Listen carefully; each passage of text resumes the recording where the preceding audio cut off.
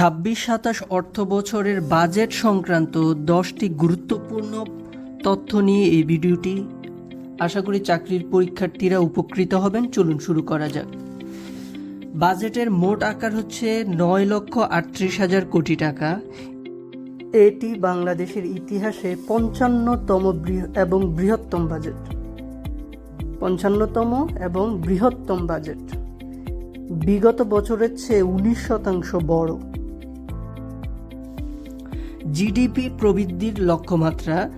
GDP প্রবৃদ্ধির লক্ষ্যমাত্রা ধরা হয়েছে 6.5%।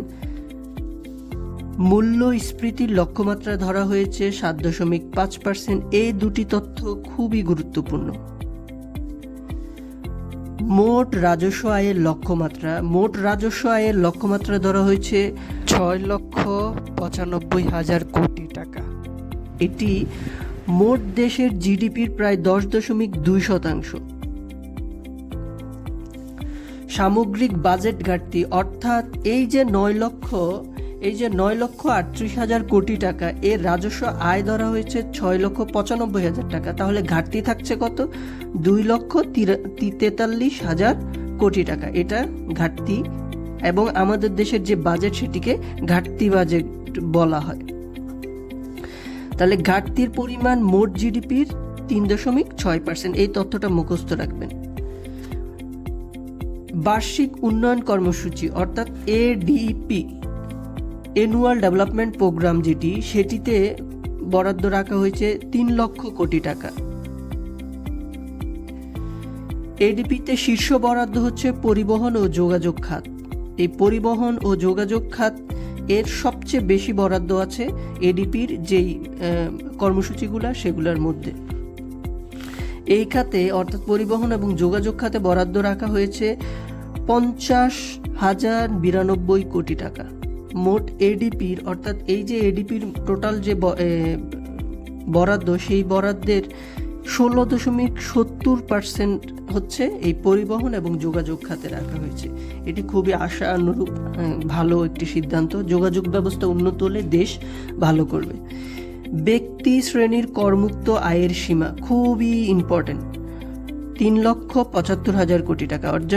অর্থাৎ একজন সাধারণ ব্যক্তি 3,75,000 পর্যন্ত তার আয় সীমা, এর পরে হলে তাকে আয়কর দিতে হবে, আয়ের উপরে কর দিতে হবে। খাদ্যশস্য আমদানিতে শুল্ক হ্রাস 5% থেকে কমিয়ে 0.5% করা হয়েছে। অর্থাৎ খাদ্যশস্য যদি আমদানি করে সেখানে শুল্ক হারটা কমিয়ে দিয়েছে। বাজেটের মূল প্রতিপাদ্য। বাজেট এখানে খুব এটা মনে রাখবেন, হ্যাঁ, এই যে 26-27 অর্থ বছর এর যে বাজেট, তার প্রতিপাদ্য হচ্ছে অর্থনৈতিক গণতন্ত্রায়ন ও বিনিয়োগ যন্ত্রীকরণ, অর্থাৎ ট্রিলিয়ন ডলারের অর্থনীতির অভিযাত্রায় বাংলাদেশ। অর্থনীতির অভিযাত্রায় বাংলাদেশ। এবারের যে অর্থ বাজেট পেশ করেন সেটি হচ্ছে অর্থমন্ত্রী আমির খসরু মাহমুদ চৌধুরী। তিনি এই মূল বাজেট পেশ করেন।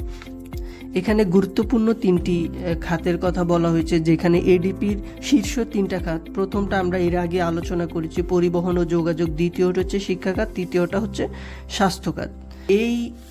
এটা একটা মাস্টার ক্লাসের মতো। এই তথ্যগুলো থেকে সামনে সকল পরীক্ষায়, এই 26-27 অর্থ বছরের সকল পরীক্ষায় এইগুলি তথ্যগুলো খুবই গুরুত্বপূর্ণ।